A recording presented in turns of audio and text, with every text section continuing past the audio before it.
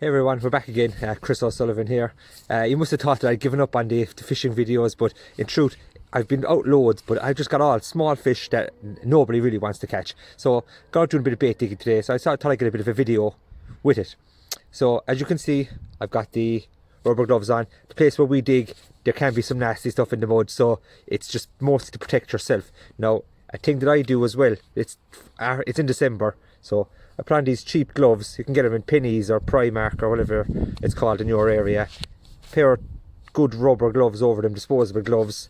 Keeps your hands warm and keeps the nasty stuff away from your skin as well. Now, people will laugh at me and call me soft and everything like that, but I bet you if you try it, you won't go back. No one enjoys having freezing cold hands when they're digging bait, and I'm certainly not one of them. So, got my new hat, seal skins. Got a few guys recommending it on the Facebook page.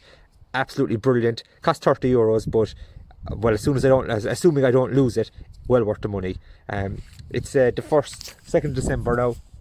As you can see, it's absolutely lovely. Now I was going through the gear that I use here. As you can see, trusty pike, bucket. Now I bring 2 buckets. The second bucket is just in case you find anything fancy. You can pick up some maddies here as well as lugworm. So I'll just keep them separate so they don't kill each other. So there you go. Do a bit of digging and hopefully get a bit of a video about a bit of fishing too for once. Right, so I'm down on the slab now. My father's down here, Connie. He's digging away mad for the weekend. It's a trench dig is what we do here, because as you can see, there's a lot of marks around the place. So there's no need to dig individually. It is quite horrible, as you can see, but there's a lot of different stuff here. You can see all the shells here from the clams. Typically, before I start the video, and there was 4 in that dig, and now none in the 2 digs that we've been waiting for. As you can see there, look, there's the lugs on the top, and there's a few clams around as well. You can see the clams. They're gaper clams, or just sand clams is what we call them. Some people keep them, some people don't. They're very good bass bait, but we're not going to be targeting bass the weekend, so we probably won't bother taking these. So we'll get back at it now. Now we're just back from the digging, and we'll just show you what we've got. We picked up some maddies competition on the weekend, so on the pier in Phoenix. Get some maddies here. See them now, they come out that they've purged themselves a bit while we've been waiting. Some people call them raids, creeper. You can see what they're called, raids. And what we've also got is some lugworm.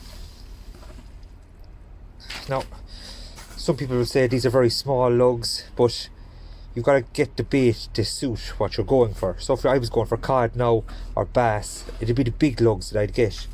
But these are small whiting, coalies, dabs, flounder, rockling will be the main thing that we'll be chasing on the pier the next day. So get the smaller worms and hopefully get the bait.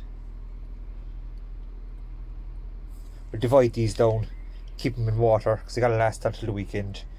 Sorry, now the old headlight is not making it the best. So, got our lugs, keep them separate, got our maddies, and they do lovely till we get home.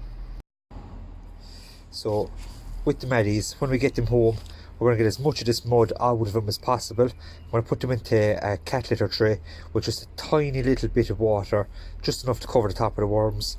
Change that salt water every day, take out any damaged ones, and most importantly, stop them from sticking together by putting your hand in and just spreading them out.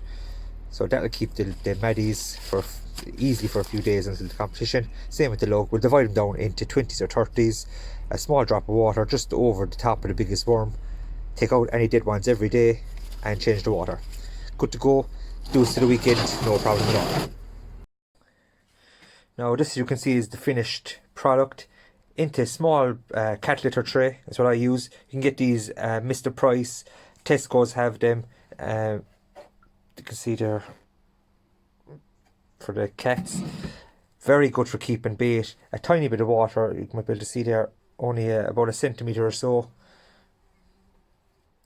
And they'll wriggle away. Change the water every day. Take out this stuff that they throw out. You can see there.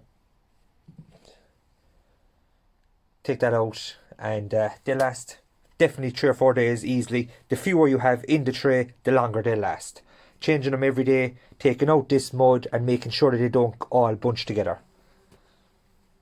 So there you have the maddies, and we'll do the lugs now.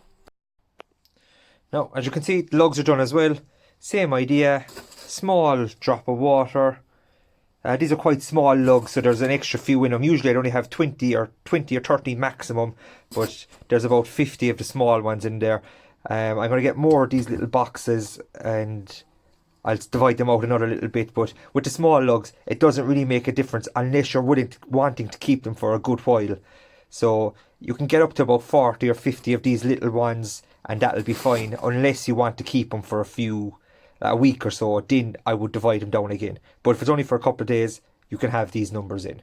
As you can, this is the aftermath, the little dead ones and stuff. I'll keep those, wrap them up, use them for the dabs hopefully. So this is what we've got, ready for the competition the weekend.